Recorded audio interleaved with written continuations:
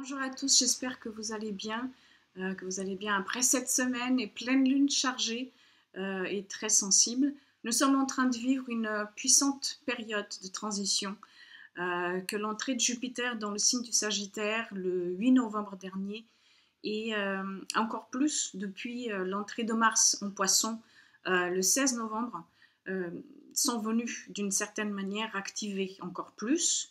Et c'est vrai que maintenant, c'est aussi le Soleil qui est dans le signe du Sagittaire depuis la semaine dernière, qui vient donc articuler tout ça. Et nous voyons et nous ressentons bien que l'ambiance a changé, est en train de changer. Que la pression et l'action qui étaient en fait restées immobiles pendant tout l'été, pendant la rétrogradation de Mars, augmentent maintenant, se libèrent et se noient aussi dans les eaux du signe des Poissons. Le signe du Sagittaire est un signe de feu. C'est d'ailleurs le dernier signe de feu dans la roue zodiacale. Et ce signe nous incite à aller à la recherche d'une forme de vérité, d'une forme de liberté. Car ce sont les moteurs de cette énergie de feu qui est parfois inépuisable. Parce qu'en fait, il ne faut pas oublier qu'elle est soutenue par la planète maîtresse, par sa planète maîtresse qui est Jupiter. Et Jupiter, on le sait très bien, c'est à la fois la planète de l'expansion, mais aussi la planète des excès. Le signe du Sagittaire est toujours dans un aspect de tension à celui des Poissons. C'est comme ça dans la roue zodiacale. Donc c'est une énergie qui active l'autre et vice-versa parce que c'est toujours dans les deux sens. Tous les deux sont des signes mutables, c'est-à-dire des signes qui sont à la fin des saisons. Ils ont donc la symbolique de signes qui nous éveillent à la nécessité de flexibilité, d'adaptation, de transformation. C'est ça leur point commun dans leur divergence. Que quelque chose est en train de se terminer et une autre se profile déjà, mais ce n'est pas encore clair et cela engendre forcément un aspect ombre de la dispersion, de l'intolérance, de la fuite ou du chaos. Et en aspect lumière, cela favorise aussi le changement et l'acceptation de l'impermanence. Parce que tout est éphémère, même si malheureusement on l'oublie tout le temps. Et c'est ici, dans ces deux signes, que se concentre en ce moment toute l'énergie. Depuis, comme je vous le disais, depuis l'entrée de Jupiter en Sagittaire et de Mars en Poisson. Donc il y a en ce moment comme un bras de fer entre ces deux énergies-là, un bras de fer qui peut être déjà d'une certaine manière révélateur de l'aspect de tension qui sera avec nous 3 fois l'année prochaine. Ce sera le carré entre Jupiter et Neptune.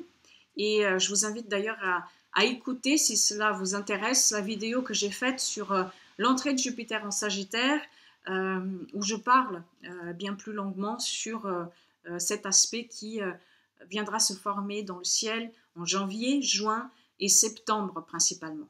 Et ce que nous vivons maintenant, que ce soit au niveau individuel, mais aussi bien sûr au niveau collectif, parle déjà de cet aspect à venir. Les tensions sont présentes et on le sait, on le sait aussi que pour ouvrir les consciences, nous sommes obligés de traverser des périodes de doute, de périodes de chaos, ce sont les transitions, mais il sera important de ne pas se tromper de combat aussi.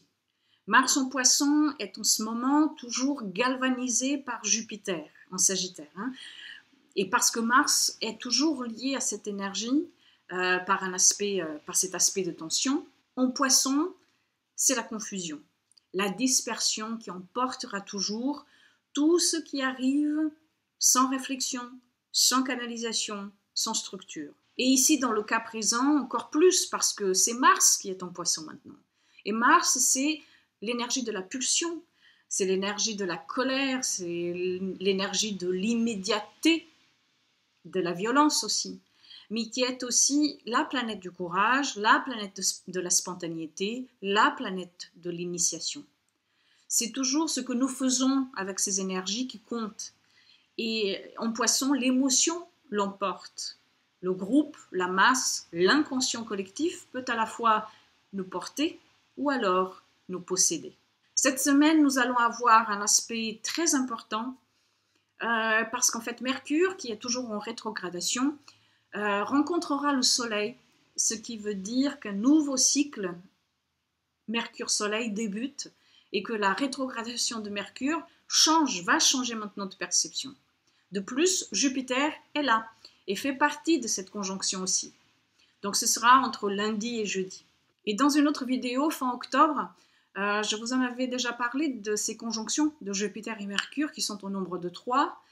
Donc il y a eu la première le 29 octobre. La deuxième, donc maintenant, sera exacte le 28 novembre. Et puis la dernière sera le 21 décembre. Donc nous avons Jupiter, Mercure, Soleil ensemble. C'est une belle énergie de renouveau. C'est une belle énergie de croissance. Par contre, toute cette énergie puissante et solaire se retrouve toujours en cette fin novembre au carré de Mars en Poisson.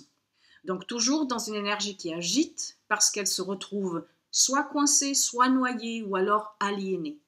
D'un autre côté, cette énergie est aussi celle qui invite à l'action, qui invite à avancer. Alors, des mots, des informations, des nouvelles, des dialogues cette semaine peuvent donc emporter vers un rêve, un désir qui commence à se construire petit à petit, ou alors au contraire vers une utopie qui aveugle. Car le danger ici avec Mars sera de tout vouloir tout de suite, alors qu'en fait pendant longtemps nous avons fui ce qui nous faisait peur ou alors ce qui nous était inconfortable. Il ne faut surtout pas oublier que les projections sont très fortes en ce moment. Mais voulons-nous vraiment les voir? Voulons-nous vraiment voir ces projections-là? Voulons-nous vraiment nous regarder dans un miroir? Avons-nous ce courage-là? Et c'est très difficile de faire ce type de prise de conscience. C'est carrément un défi que nous vivons en ce moment. Et ce n'est pas étonnant que cela se passe pendant une rétrogradation de Mercure en Sagittaire, c'est-à-dire la recherche d'un nouveau sens après la purge que Jupiter nous a aidé à faire en Scorpion cette dernière année. Parce que beaucoup d'entre nous, dans nos vies personnelles, mais aussi bien sûr dans le collectif, nous avons été confrontés à nos ombres. Tout se construit au jour le jour et non pas du jour au lendemain. Mais tout devra aussi commencer par la compréhension de la fracture intérieure qui n'est toujours pas résorbée, réparée et qui est maintenant sans cesse projetée à l'extérieur de soi. Et elle est projetée parce qu'elle doit être vue, parce qu'elle doit être prise en charge. Mais prise en charge par chacun. Des responsabilités sont donc à incarner et à développer. Et d'ailleurs, 2020, avec la conjonction Pluton-Saturne, nous parle déjà de ça aussi. Et ça commence à nous parler d'une certaine manière à partir de maintenant. Des déconstructions et nouvelles structures qu'il va falloir trouver. Et dans ce sens, d'ailleurs, je vous invite aussi à écouter la vidéo sur l'entrée de Saturne en Capricorne que j'ai faite l'année dernière et qui parle de ça, si ça vous intéresse. Donc, ce qui a déjà commencé à se développer fin octobre et qui continue encore cette semaine avec peut-être plus d'éléments, avec aussi plus de réflexion, plus de prise de conscience, pourra devenir bien plus clair ou plus défini ou alors être mis en place lors du troisième et dernier passage de Mercure et Jupiter. Ce sera le 21 décembre, c'est-à-dire vers la prochaine pleine lune. Et la prochaine pleine lune sera en Cancer. Et le Cancer, on sait, c'est un signe cardinal, donc initiateur, et qui, dans son aspect lumière, parle de gestation, de naissance à venir, de nouvelles formes à donner. Ce signe parle aussi de liens affectifs et de dons de soi. Mais son aspect ombre ouvre au contraire vers le repli sur soi, vers la défense et la protection derrière des barrières que l'on bâtit ou des boucliers que l'on dresse devant tout ce qui est d'une manière ou d'une autre étranger pour soi. Et comme toujours, c'est dans une prise de recul et un travail sur soi que l'on peut avancer le plus consciemment possible avec ces énergies. Et le travail, il est d'abord intérieur, c'est-à-dire dans une prise de conscience qui pourra et sera peut-être douloureuse, c'est vrai, une prise de conscience des projections qui se manifestent devant nous.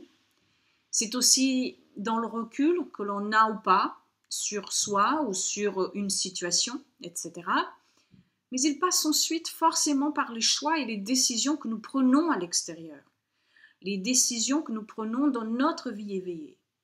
Notre pouvoir, il est bien là, dans les choix individuels que nous faisons chaque jour. Et si vous avez des planètes personnelles, points ou angles de votre thème natal dans le premier décan. On va prendre tout le premier décan, mais c'est vrai plus particulièrement entre 3 et 9 degrés des signes mutables, Gémeaux, Vierge, Sagittaire ou Poissons, vous pourrez ressentir plus fortement cette conjonction Soleil, Jupiter, Mercure au carré de Mars en Poissons. Je vous remercie d'avoir regardé cette vidéo et je vous souhaite une semaine bien plus ancrée et bien plus douce. Au revoir.